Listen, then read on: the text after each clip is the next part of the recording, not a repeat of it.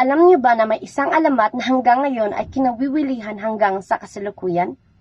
Alam niyo rin ba ang kababalaghan tungkol sa Philippine Sea Triangle na kung saan parang naibabalik pa rin sa kasalukuyan ang alamat ng Bakunawa at ang 7 buwan, na sa wikang Ingles ay Bakunawa and the 7 Moons. Bakit nga ba isa lang ang ating buwan? Tara natong hayaan ang alamat na ito na kung saan ay nanggaling sa ating partikular na bansang Pilipinas na isinulat ni Fernando A. Baicer at Damiana Eugenio. Si Fernando A. Baicer ay pinanganak sa isang mayamang pamilya noong ika-30 ng Mayo, 1870 sa kanlungan sa bayan ng Merida sa lalawigan ng Leyte. Lumaki siya sa karidad sa bayan ng Baybay, Leyte.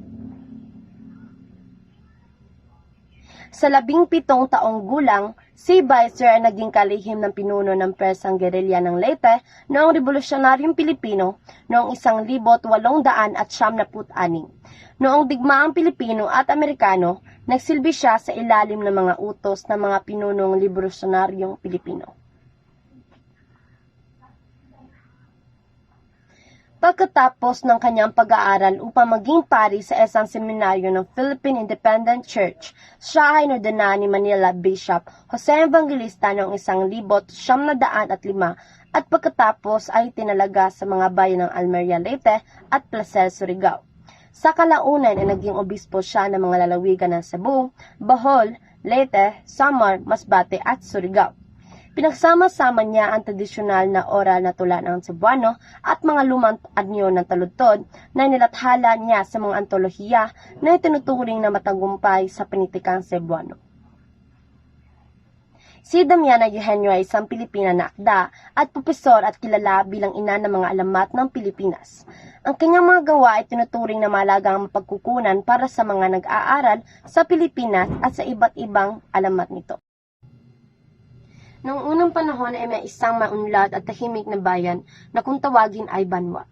Ayon sa mga sinaunang tao sa Pilipinas, si Bathala o isang kataas-taasang nilalang o Diyos ay lumikha ng 7 buwan na nagbibigay liwanag sa daigdig, na kung saan nagbibigay liwanag sa bawat madilim na gabi. Tuwing gabi ay napakaliwanag at napakaganda dahil sa mga buwang ito, habang ang mga buwan ay nagdadala ng kagalakan at kaligayahan sa mga tao. Gayunpaman, nabighani nito ang isang partikular na dragon na gustong makuha silang lahat at ito ay ang Bakunawa. Ito ay isang malaking dragon na parang ahas na umiikot sa mundo at namuno sa mga karagatan, at ito ay unang umibig sa makalangit na kadilikaan ng 7 buwan, kahit naiinggit siya sa makapangyarihan sa lahat para sa kanyang mga nilikha.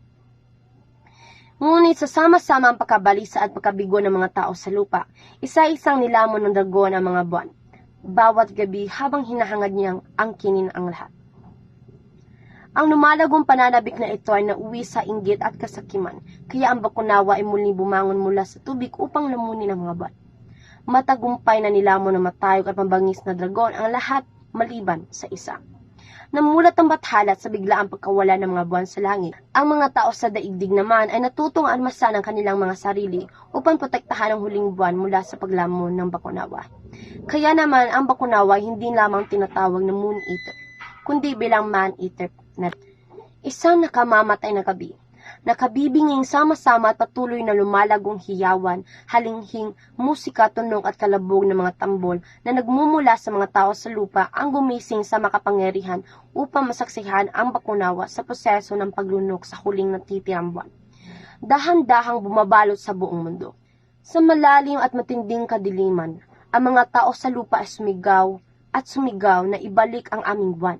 Sa maraming iba pang hindi kasiyasang salita, ang Bakunawa na nabigla sa dami ng mga panlaban na nagmumula sa mga tao sa mundo ay nagmamadaling umatras sa kanyang mga kuweba sa karagatan habang ang nakabibinging mga tunog ay lumalakas at lumalakas. Ang huling buwan ngayon ay bumalik sa kalangitan sa itaas, muling nagpapaliwanag sa madilim na kalangitan. At ang mga tao sa mundo ay nagalak habang ang dragon ay nagmamadaling bumalik, nagtatago sa loob ng kanyang mga kuweba. Ngunit naghihintay ng isa pang tamang sandali upang kainin ang huling buwan. Upang maiwasang maulit ito, nagtanim si Bathala ng mga kawayan na tila mantsa sa ibabaw ng buwan mula sa malayo. Ang mga puno ng kawayan ay makikita bilang mga dark spots sa mukha ng kawayan. Hindi sumuko ang Bakunawa. dahil susubukan niyang lamunin ang huling natitirang buwan sa kalangitan paminsan-minsan. Ngunit nanatiling alerto ang mga tao kung mauulit ang ganitong pangyayari. Handa lumikha ng mga dumadagundong na ingay para sa pagbabalik ng buwan, na binabantayan ito ng sarili nilang buhay.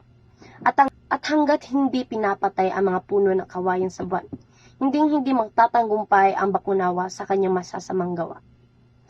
Ang gintong aral na matutunan natin sa alamat ng bakunawa at pitong buwan ay sa pagkakaisa ay may magandang resulta. At na magkaisa ang buong bayan para puksain ang halimaw na bakunawa, nagtagumpay sila. Sa madilim na paksa ng ating buhay, ay lagi tayong gagabayan at tutulungan ng Diyos, sapagkat siya ang pag-asa nating lahat. Ang aking napili ay ang Ama. Ito ang maikling kwento na nagmula sa bansang Singapore na isinalin sa wikang Tagalog ni Mauro Avenia. Sino nga ba si Mauro Avenia? Si Avenia ay sinilang noong 1 ng Agosto 1916 at namatay noong 3 ng Hunyo 2002 dahil sa katandaan. Ngayon, pag-usapan naman natin ang kwento na ang Ama.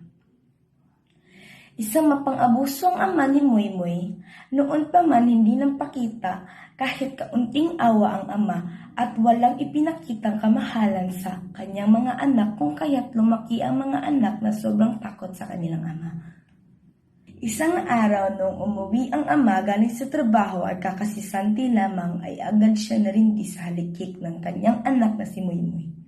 Sa lahat ng anak niya, si Moymoy talaga ang pinakaayaw niya, kaya't nung narinig niya ang halikik ng bata ay napalabasan niya ito ng kanyang galit na kanya na lamang biglang sinuntok at tumalgis ito sa kabilang kwarto. At sa lakas ng hagis ay nawalan ng malay ang bata. Pero maya't maya rin ay nahimasmasan ito. Ngunit di naglaon ay dumaan ng 2 araw at sumakabilang buhay na si Moymoy. Labis ang pagdudalamhati ng ama sapagkat iniisip niya na ang anak niya na si Moymoy ay namatay dahil sa kanyang galit. Simula noon, nangako siya sa 5 niyang anak na siya magiging mabuting ama at sinimulan niya ito sa pagtigil at pagiging maabuso. Pagkatapos, binisita si Moymoy sa kanyang libingan at simula nun siya naging mabuting. At ang gintong aral na matutunan natin sa maikling kwentong ito ay dapat nating palagahan ng mga taong nabibigay halaga sa atin sapagkat kung minsan hindi natin napapansin na ang taong higit na kinakailangan sa ating buhay ay siya mawawalan natin ng importansya at mababahala. At doon nagtatapos ang maikling kwentong pinamagatang ang ama.